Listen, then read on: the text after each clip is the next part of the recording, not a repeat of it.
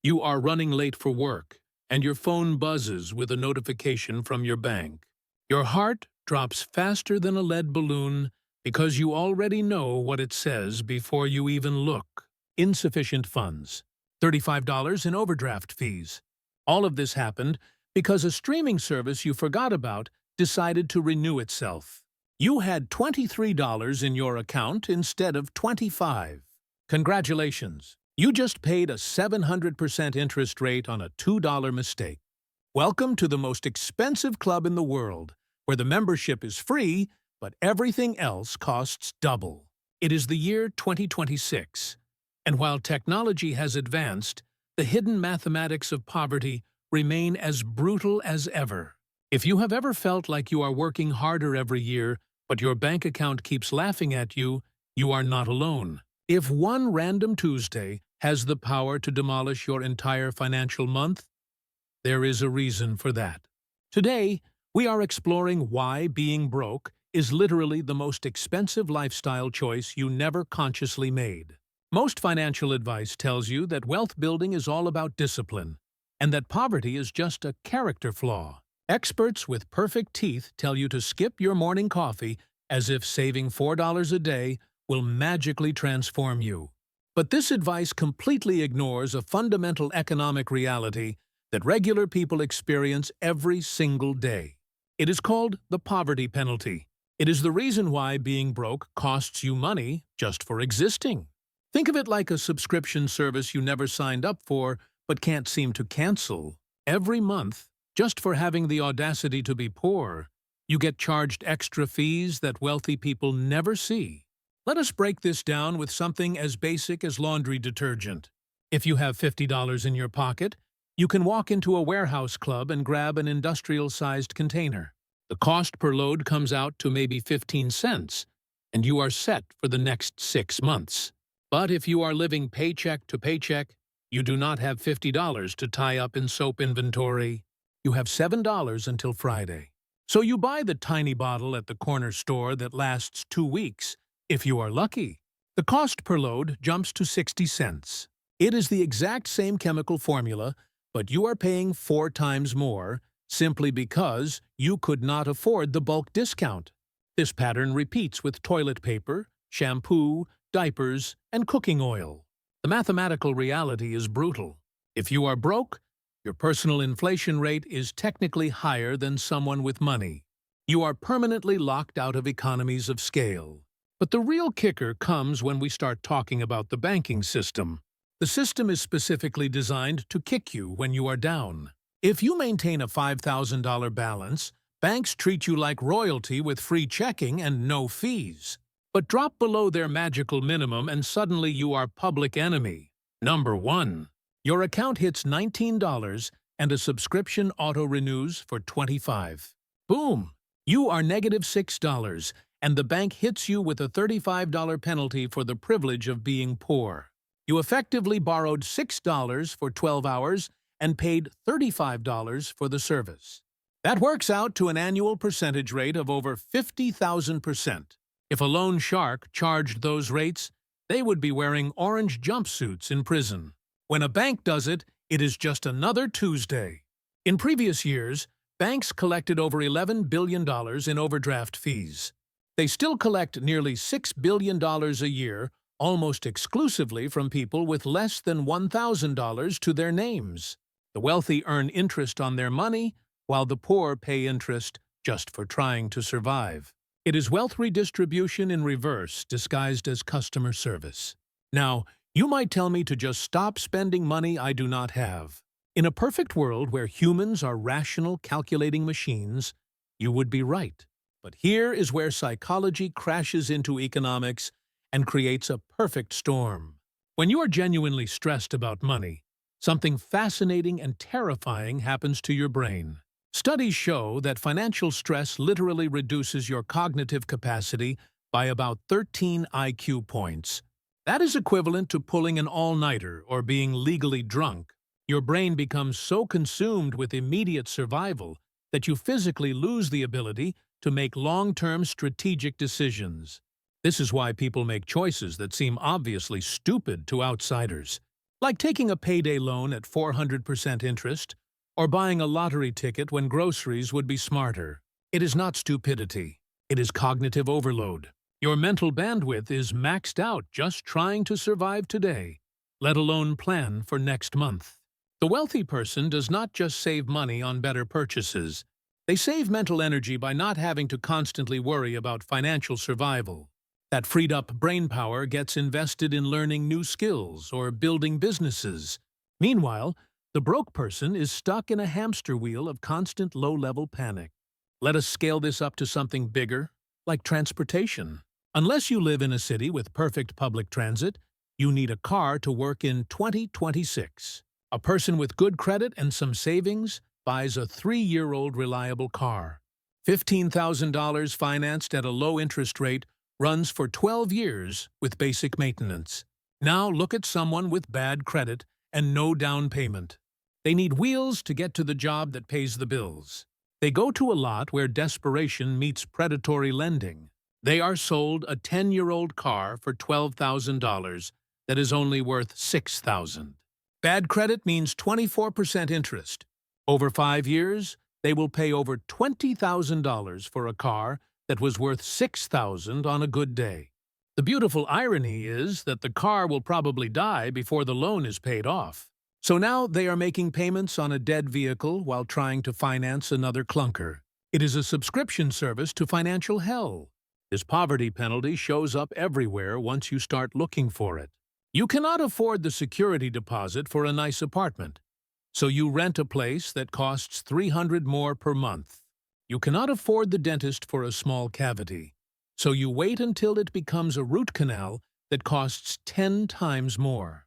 You cannot afford the good work boots, so you buy the cheap ones that fall apart every 6 months.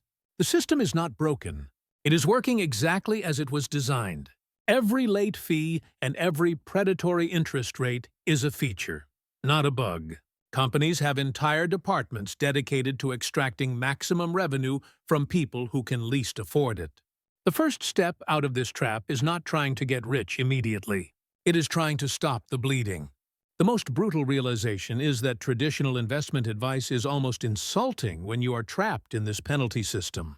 A finance expert on the internet will tell you to invest in index funds for an 8% annual return, but you are getting demolished by 22% credit card interest. It is like telling someone to water their garden while their house is actively burning down.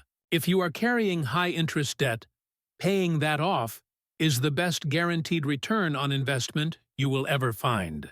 No hedge fund manager or stock-picking wizard can promise you a guaranteed 22% return. But your credit card company is graciously offering you exactly that opportunity every single month.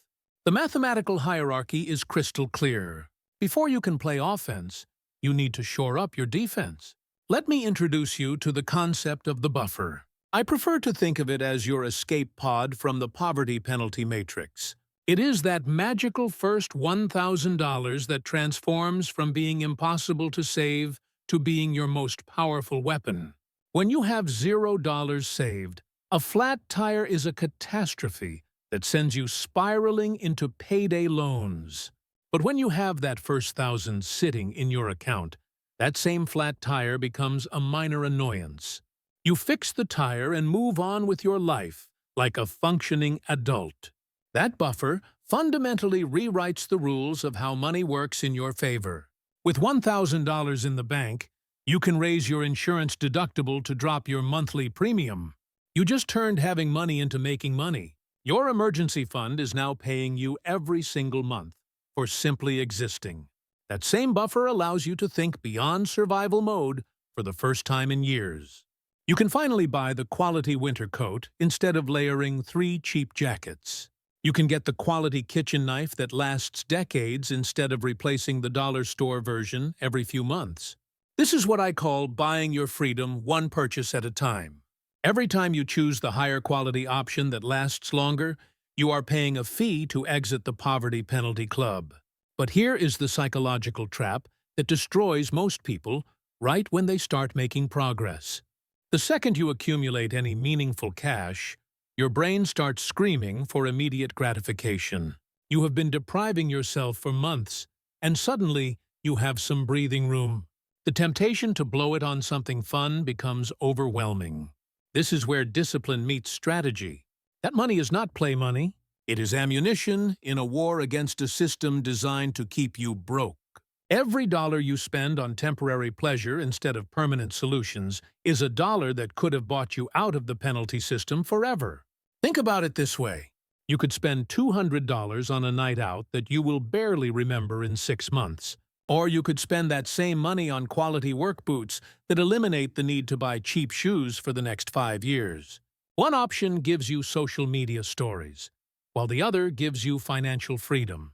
The shift from consumer to investor in your own life requires rewiring how you evaluate every purchase. Instead of asking if you can afford the monthly payment, you must ask what the total cost of ownership is over time.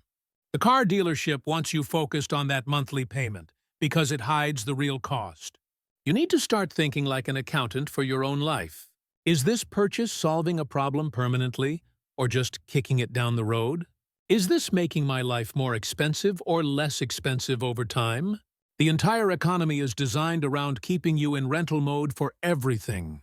You rent your apartment instead of building equity, and you lease your car instead of owning an asset. Companies love customers who are broke, because broke customers are loyal by necessity. You cannot afford to switch phone carriers because you cannot pay the early termination fee. You cannot move to a cheaper apartment because you do not have money for deposits and moving trucks. This is why that first $1,000 is so revolutionary. It gives you options to negotiate better rates and walk away from bad deals. Rich people are not necessarily smarter, they just have more options because they have more liquidity. The beautiful thing about understanding this system is that once you see it, you cannot unsee it. Every fee starts looking like what it really is. A tax on being poor. Every interest charge reminds you why debt is the enemy, and cash is your weapon. This is not about becoming a penny-pinching miser who never enjoys life. It is about becoming strategically aggressive with your money instead of letting it leak away. You are not depriving yourself. You are investing in a future where money works for you instead of against you. The people who escape this trap are the ones who refuse to keep paying the poor tax once they understand how the game works. The path out of this financial prison requires you to think like a chess player. Most people focus on the next paycheck or the next month. But those who escape are thinking 4 or 5 moves ahead. Your step-by-step blueprint starts with the bleeding audit. You need to become a financial detective in your own life. Grab your bank statements from the last 3 months and hunt down every single fee. Circle every subscription you forgot about and every automatic payment that is quietly draining your account. Most people discover they are hemorrhaging $200 to $300 every month on absolute garbage. That is money that could be building your escape fund instead of funding a corporation's profits. Step 2 is the fortress strategy. You are going to build your financial fortress starting with exactly $1,000. Not $5,000, just $1,000. This is your middle finger to the poverty penalty system. I know it feels impossible when you can barely afford groceries, but the brutal truth is that you cannot afford not to save that money. Every month you do not have that buffer is another month you are playing Russian roulette with your finances. Start with $25 or even $10 if that is all you have. The amount does not matter initially, but building the habit does. Set up an automatic transfer on payday so the money disappears before you can spend it. Think of this as paying the most important bill of your life, the bill that buys your freedom from financial slavery. Step 3 is the quality investment strategy. You must spend more money up front to save massive amounts over time. Buy the $60 knife that stays sharp for years instead of the $15 one that needs sharpening every week. Buy the $120 boots that last 3 years instead of the $30 shoes that fall apart in 3 months. The poverty penalty is a mathematical prison with real bars made of overdraft fees and interest. But now that you understand the game, you can stop playing by their rules and start winning. Break the cycle and build that buffer. Buy your way out, one quality purchase at a time. Your future self will thank you for refusing to stay broke.